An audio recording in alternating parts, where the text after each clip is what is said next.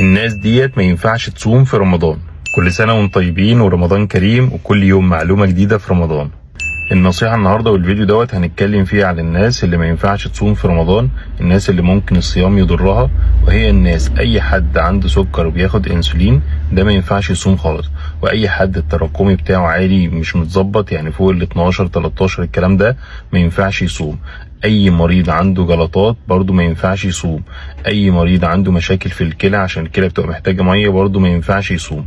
وطبعا بنرجع باستشارة الطبيب. اي حد عنده حالة مرضية مش مستقرة فبلاش يعاند ويتاخد الرخصة اللي ربنا مديها له لغاية ما ان شاء الله كده نعدي رمضان باذن الله. واللي عنده مرض يعني يرجى الشفاء بتاعه يعوض الايام دي مفيش مشكلة، واللي ما يرجاش الشفاء بتاعه خلاص بيقضي الايام اللي عليه.